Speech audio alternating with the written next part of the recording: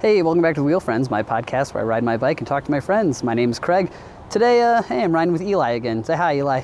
Hey, this is Eli. Welcome back to The Wheel Friends. We're recording a pod with my friend Craig. Today on the podcast, we're going to talk about my new bike. We're going to talk about bike camping. And I'm going to ask Eli a tech question, which he does not really answer masterfully. But that's fine. I nailed the answer. All that and more after this.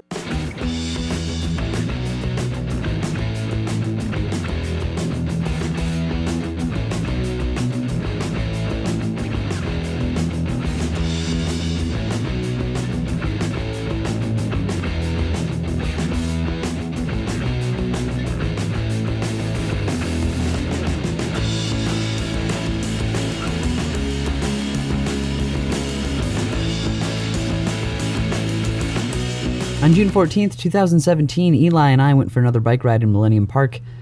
His microphone sucked, so I'm doing my best to make this not sound like garbage. Hope you enjoy it, and here we go. So you are riding a brand new Fairdale. Well, it's fairly new. It's New to you. new to me, yes. How long in the making has this bike been coming? I bought this frame last summer from Freewheeler, the local bike shop. It's the 2015 Fairdale Parser. I love the color. It's like I would call it like a pearl white. Absolutely.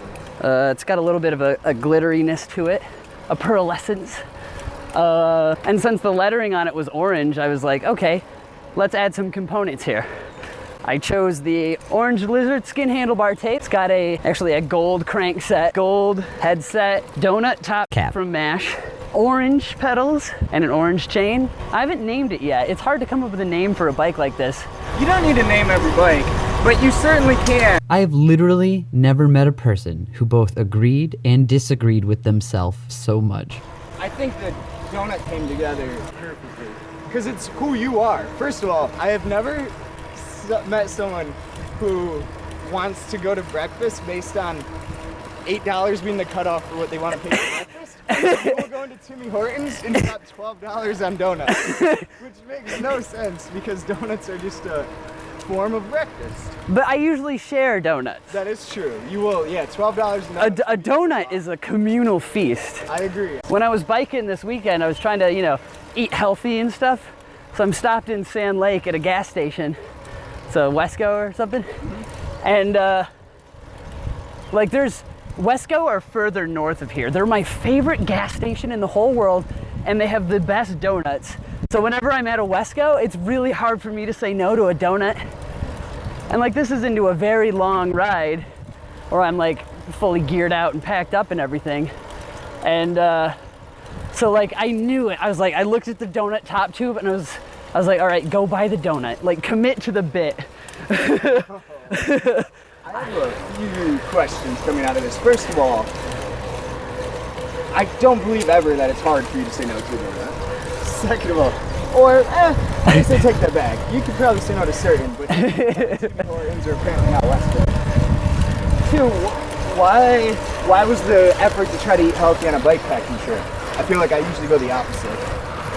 Because I had something sugary before. Just trying to balance out. Huh. Howdy. I think when I'm on a long bike packing trip, my thought is, well, I'm hauling 50 pounds or 60 or whatever the weight, because when you load up, your bike's pretty heavy. Yeah. I'm gonna burn all these calories. I should just load up on junk food. I'm no nutritionist, but I'm pretty sure you shouldn't do that. So yeah, this is also a single speed because I didn't want to burn out my knees on gravel. Because when I started building this bike last year, the point was I wanted an adventure bike, something I can just hop on and go. So I knew I wanted bigger tires. It's got 28 millimeter. Or no, sorry, not 28, 35. Okay, I was gonna say. It's got 35 because I didn't want to spend the money on the 40s yet. Oh, that's fine. This frame is used for cyclocross a lot. And then I got cyclocross style brakes actually. This does not mean I'm gonna try cyclocross. Because I think the logic of the, I guess I shouldn't say cyclocross style brakes. I can't remember what they're called. They're the... Cantilever.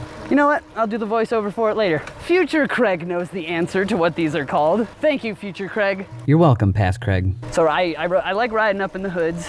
Absolutely. I let Morgan took it for a test ride, and she said that like she's never been so comfortable in the drops on a bike before. Lizard skin's nice. So last week I was trying to get it ready for the Wednesday evening ride, and I was like rushing to get it done. So I open up the lizard skin, and it says on it like, "Do not stretch when wrapping." And I was like, "Are you serious?" Like, that seems to me to be a big component to wrapping these up. That's like the whole component, yes. Exactly. So I gave it my best effort by not stretching it. Let's go this way around. And it was so loose and janky. I was like, God, what? Screw this. And then I went to the Wednesday evening ride. Yeah. I abandoned it. And so I let Morgan and Liz wrap them at Polo. Oh, nice. They did a great job. That's awesome. Yeah. This one, I feel like you have to stretch them. Oh, absolutely. But I think stretch, by what they mean by stretch is like give it the business. Like don't overstretch it, but I don't know, like there is some tension required. So I don't know why lizard skin packages like that, because that is like, it confused the hell out of me. I have a tech question for you, actually. Okay. This one comes from a listener, Chris B, engineer who graduated from the University of Michigan. So I absolutely have no idea why he asked this question or why he phrased it this way. But I want Eli's tech time with Eli. Are you ready for your question? I'm 100% ready. I'm intrigued. Is more spokes always better? Although the answer is always yes. Emphatically and dramatically yes. I'm sure there's a perfect number. What do they say? Is it 32? I guess. I'm not sure. Like this one, I was thinking about it. I'm like, I don't have a good answer for this besides technically no. More spokes is not always better, but because there is no perfect amount. Because biking is such a wide world. Like you could be talking about fixie guys in New York who like arrow spokes, but they're four spokes total there. The more spokes, the more heavy. Who wants all that weight? So with spokes, I don't know what the perfect number is. There has to be some scientific number, because it's the same thing as why do we run a 700C by 23C tire? Like, yeah. Someone scientifically said that's the fastest tire you can put on a bike. I don't think it has to do with science. I think the answer here is the most utilitarian approach, which would be 32 probably. Bike to work then? Yeah. That's awesome. It is active commute week, which I may have committed a traffic no-no. Huh. Like, I'm trying to be good about it, because like, as much as I think that we should have the freedom to go out there and go crazy, because these are just bicycles after all, like we live in a community where, you know, they're trying to build cycling infrastructure, but they get pushback all the time from people with negative anecdotes about cycling. Right. So I try and be on my best behavior, which today I may not have been. As cyclists, we're supposed to occupy as far right as we can go on a regular road. That's the law in Michigan. So I believe that means I can pass cars on the right, because if they're all stopped and that's where I'm supposed to be, then I can ride there. Wait, serious question. Is that not allowed? I think it's allowed. So I had two cars stopped at a red light, and then there was a city bus on the side of the road where a parked car would be. So I closed the gap between them, and once I'm halfway through, the bus driver starts pulling out. Ah, that's scary. And there's no reason for him to be doing that, in my opinion, because he has to. It's a one lane. So he should wait for those two cars to pull out anyway. So I end up shooting between the corner of a bus and a car in a very narrow gap. Oh man. So yeah, it wasn't a good move. Oh, and then the light immediately turned green. Does that make you feel alive though? Oh, it's such a good rush. It is. Because like when you look at traffic, As a driver, you only can go straight, left, or right. You can weave a little bit, but beyond that, it's straight, left, or right. So as a bicyclist, I know everywhere a car can go. So I look at that gap between the two, and like, I know I can fit through there. It is such a good feeling, though, to just kind of, I don't know, make those moves, take those turns. It does make you feel alive. That's what urban riding is all about. I know, and I love it. I really do, but I try not to do it because... Just a warning, it's about to get preachy. Even though we have this scientific data that says, hey, cyclists are great, you need them in your community. You need to do everything you can to get more butts on saddles. And they can show up with thesis and like peer-reviewed paper and everything. And then one guy goes, well, you know, I saw a bicyclist run through a red light, and they go, oh yeah, that guy's got a good point, you know? That's why I always try to, educate friends about, hey, wear a helmet. You might think it looks goofy, but one, it might save your life. Two, it makes us as a community look better. Well, I mean, that is a whole nother debate. Wear light, things like that. Well, yeah, state law says you have to have a light half hour before sunset and half hour before sunrise. I didn't realize it was the half-hour thing. Yeah. I usually turn it on about that time anyway, just to be safe. Yeah. I mean, no cop's gonna be like, hey, it's 8:59. Why isn't your light on? So what did you pack recently bike packing? I mean, I kept it pretty light. I had a sleeping bag, a hammock, a couple, I think 6 Cliff Bars, and, you know, just stuff to just change the clothes. 6 Cliff Bars for 3 days? Yeah, it's 2 a day. That's perfect. That's it? That's 500 calories. What else did you eat? We stopped at restaurants. Oh, I didn't realize. You glamped it. Well, I think it's credit card camping. Yeah. But I mean, it's lighter. She kept it real light. Did you bring a bug net?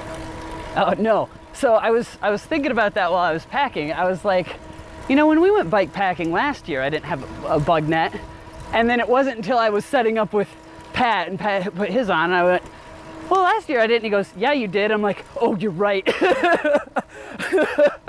So yeah, the first night it was not very buggy. The second night I got bit to shit. Oh yeah. Did it keep you up all night? Yes. I remember Sean saying, I don't need a bug net, I'm just gonna get drunker. And then he's like, oh, it was horrible.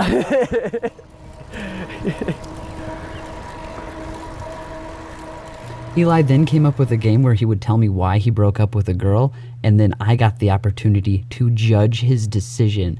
Okay, I've got my metaphorical baseball bat ready. Here's the first one. Okay. She was a messy eater. Oh my God. Oh, okay, so let's spin this. That's one of those things where you'd be like, if you broke up, like if you dated a long time and they were your partner and you married them and then they passed away or something, you would miss that. You'd be like, God, it's so quiet now when I eat. And you would bawl your ass out. Holy shit, I've never thought of it that way. So yeah, it's petty dog. All right. Toss me another one. I like this game. She didn't like green olives. They're not all food related, I promise. That is, were you going through a dry martini phase? And you're like, nope. What the fuck, dude? I can't justify, that's petty, dude. Because right, patience eats olives. I don't. I think olives are dumb. Are you going to stop being my friend? Oh, we're not dating. Oh my. And with that, we're done with another episode of the Wheel Friends podcast. I want to thank Eli again for coming out. Thanks, bud. Thanks for coming out. Thanks for all of you listening. And thanks for our sponsors. Sponsors, here's your chance. Get it while it's cheap. Get it while it's cheap. Lock in that low price now. Seriously though, for inquiries, you can shoot us an email at wheelfriendspodcast@gmail.com. You can shoot us a tweet at The Wheel Friends, or you can look us up on Facebook, just The Wheel Friends Podcast. Also, don't forget to like, share, and subscribe. Thanks for listening to my podcast, guys. It's not your podcast, Eli. I think it's half mine. Oh my God, you have never edited it in a single hour. Common law, Mr. Common law.